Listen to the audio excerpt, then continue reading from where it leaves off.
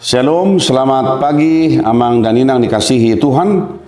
Kita akan menerima firman Tuhan hari ini yang tertulis dalam kitab 1 Raja-Raja pasal 19 ayat yang ke-7 yang berbunyi demikian.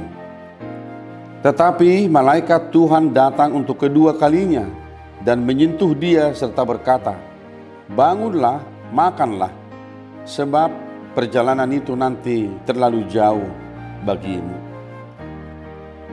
Demikian firman Tuhan. Bapak Ibu jemaat yang dikasihi Tuhan Yesus Kristus, ayat ini merupakan bahagian penggalan daripada pasal 19 dalam sebuah pergumulan yang luar biasa dari Nabi Elia yang lari dari hadapan Ahab karena dia seorang nabi yang luar biasa yang sungguh-sungguh hidup dalam kebenaran firman Tuhan. Dan Elia sangat dibenci oleh Raja Ahab karena Raja Ahab adalah seorang raja yang paling jahat dalam kehidupan bangsa Israel. Ketika dia membunuh nabi-nabi palsu, nabi-nabi Baal pada waktu itu, maka Elia mendapat ancaman yang luar biasa dari istri Raja Ahab yang bernama Isabel. Lalu dia lari meninggalkan kampungnya, kota kelahirannya. Saudaraku, dalam perjalanan itu, Elia merenungkan kehidupannya. Ketika dia melihat bahwa hidup ini ada kalanya ketika dia melakukan segala sesuatu yang benar menurut firman Allah. Tetapi apa yang menjadi bahagiannya adalah ancaman, kekhawatiran yang mengancam nyawanya. Dan sebentar lagi dia akan masuk pada kematian itu. Karena apa? Karena dia mengalami ancaman yang hebat dari Raja Ahab. Lalu dia dalam perjalanannya, dia lari meninggalkan kampungnya, meninggalkan kota kelahirannya. Tetapi di sana Tuhan selalu memperhatikan perjalanan hidup Elia. Dan ketika dia tiba di satu tempat, lalu malaikat Tuhan menjamah dia dan berkata, "Bangunlah dan makanlah, sebab terlalu jauh, masih jauh engkau akan mengarungi perjalanan hidupmu." Lalu dia dalam ayat yang berikutnya kita melihat bahwa ketika dia makan makanan yang dia tidak tahu dari mana datangnya, yang diberikan oleh Tuhan sendiri, maka dikatakan di sana ia bangun lalu makan dan minum, dan karena makanan itu ia kuat berjalan selama 40 hari 40 malam sampai ke gunung Horeb, yaitu gunung Allah. Saudaraku, ada kalanya dalam kehidupan kita juga sebagai manusia biasa, kita telah melakukan hal-hal yang baik dalam kehidupan ini. Tetapi tidak jarang dan tidak sedikit orang yang menerima. Bukan pujian, bukan apresiasi, tapi malah fitnahan, hujatan, dan kebencian. Saudaraku, itu menjadi bagian hidup orang percaya. Jadi kalau saudara melakukan apa yang baik, lalu saudara dibenci, difitnah, saudara jangan kaget.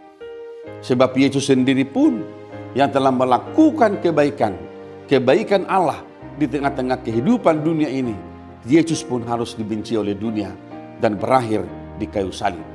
Tetapi salib adalah simbol di mana Yesus Kristus dipermuliakan oleh Allah sendiri. Saudaraku, mari kita merenungkan firman Tuhan hari ini supaya apapun yang terjadi dalam kehidupan kita, ada hidup yang berat, ada hidup yang susah, ada tantangan, ada pergumulan, Tuhan katakan bangunlah, bangkitlah, dan makanlah supaya engkau mempunyai kekuatan. Saudaraku, makananmu tidak hanya makanan yang enak secara harafiah, tetapi makanan kita adalah firman Tuhan.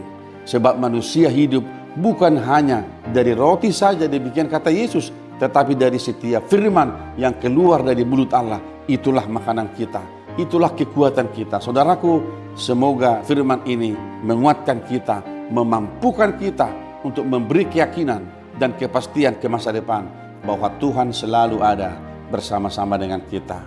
Saudaraku, mari kita meneruskan pekerjaan kita hari ini dengan tetap bersandar pada Tuhan dan mengingat firman ini bahwa kemanapun kita melangkah, dimanapun kita bekerja, di sana ada Tuhan yang sedang menjamah kehidupan kita, yang memberkati kita dan memulihkan kehidupan kita.